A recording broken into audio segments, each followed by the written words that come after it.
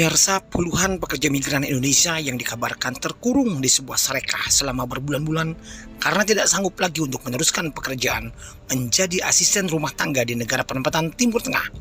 Pada pertengahan Mei 2023 berhasil dipulangkan kembali ke Indonesia. Berbagai macam cerita terucap dari para pahlawan devisa yang bernasib kurang baik di negara penempatan Saudi Arabia tersebut. Faktor ketidakjelasan dari perjanjian perekrut, masalah kondisi kesehatan, ulah majikan yang dinilai kejam sampai sikap orang-orang supervisor sarekah yang membuat patah semangat dan menjadi alasan kenapa mereka minta dipulangkan kembali ke Indonesia.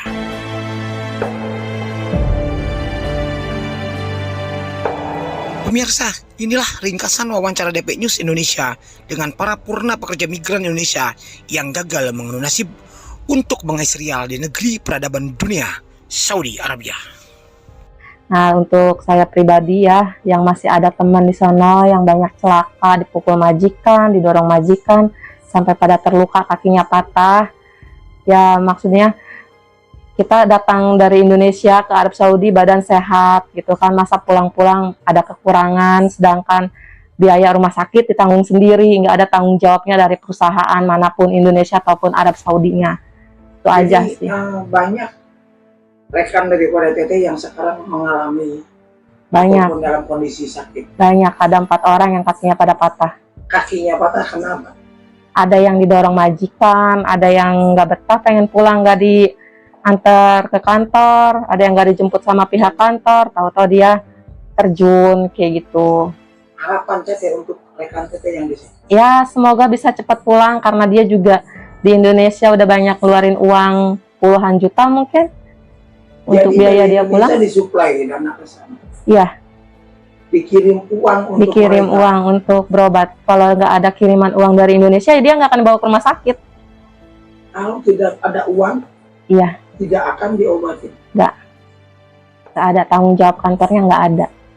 Sponsor pun diem aja. Di Saudi itu 2 bulan dapat 4 majikan. Aku pikir itu kerja di Saudi itu ringan, sehingga aku pergi ke sana, aku pergi ke Saudi. Sebelumnya aku gak pernah ngebayangin kalau kerja di Saudi itu sangat berat gitu. Tahu kalau sponsor kan ngomongnya manis gitu. Kan ada majikan yang kita gak ngerti bahasa terus marah-marah gitu, marah-marah. Kalau kita gak ngerti bahasa, kita kan gak tahu bahasa baru datang, gak tahu bahasa gitu. Terus majikan marah-marah gitu karena kita gak bisa bahasa gitu. Dari pihak perusahaan mohon gitu dari gajinya gitu, dari gajinya kan kerjanya di sana berat gitu. Gajinya emang nggak jelas deh.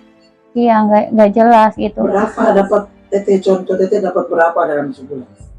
Aku tanya majikannya, aku tanya majikan, kontrak aku berapa dalam 1 bulan gitu.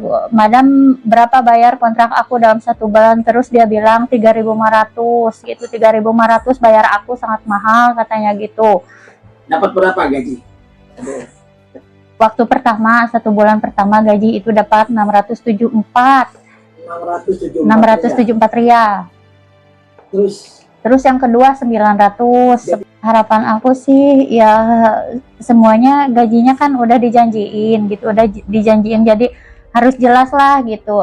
Kalau sesuai dengan pinjaman gitu semuanya gitu. Soalnya dari situ orang-orang pada mau pulang, jadi gaji gak jelas dalam 3 bulan gitu. Ada yang nerima 200, ada yang nerima 500 rial. Jadi kan semuanya pengen pulang gitu karena gak ada kejelasan. Harapan saya untuk TKI itu satu, disejahterakan, dijaga, dan diutamakan itu istilahnya permasalahan gaji.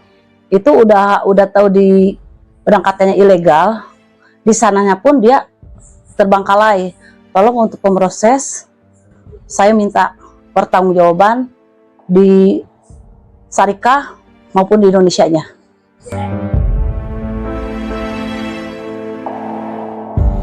Tim DP News Indonesia mengabarkan.